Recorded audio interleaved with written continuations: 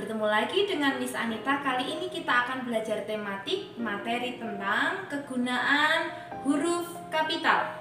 Materi ini ada di buku tema 2F subtema 2. Anak-anak, huruf kapital memiliki fungsi yang sangat penting di dalam sebuah penulisan, khususnya pembelajaran bahasa Indonesia. Tapi tidak hanya bahasa Indonesia saja ya, untuk semua mata pelajaran kita harus memperhatikan penggunaan huruf kapital.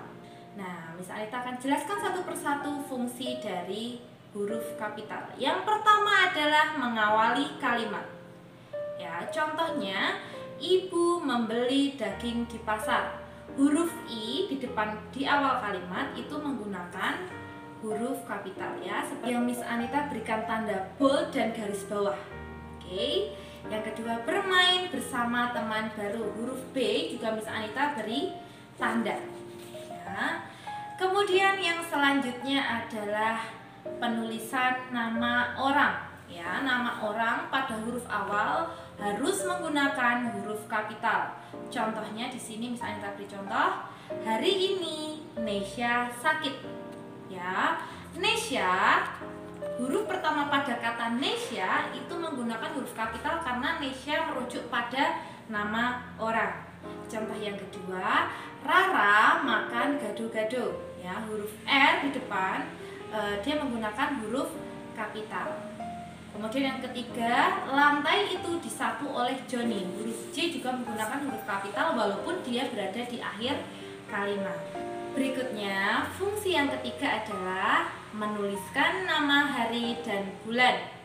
Nah, di situ misalnya beri contoh, Ita pergi ke Yogyakarta hari Senin. Ya, yang ditulis menggunakan huruf kapital adalah Senin, S-nya.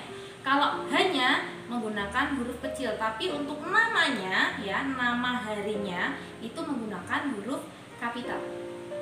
Kemudian hari Sabtu, ya, di situ S-nya juga misalnya beri tanda ya. Anak-anak libur. Contoh selanjutnya, Lita berulang tahun pada bulan Juli, ya. Bulan di situ menggunakan huruf kecil, tapi Julinya atau nama bulannya dia menggunakan huruf kapital. Selanjutnya, fungsi yang keempat adalah menuliskan nama suku, bangsa, dan bahasa. Di situ misalnya beri contoh yang pertama, Maleo berasal dari suku Papua. Ya, seperti penulisan hari dan bulan tadi, untuk di sini yang ditulis menggunakan huruf kapital Papuanya, ya, sukunya S-nya menggunakan huruf kecil. Suku Betawi, suku Jawa, S-nya selalu kecil tapi namanya yang besar. Selanjutnya, bencana berturut-turut membuat bangsa Indonesia berduka. Ya, di situ bangsanya menggunakan huruf kecil tapi Indonesianya menggunakan huruf kapital.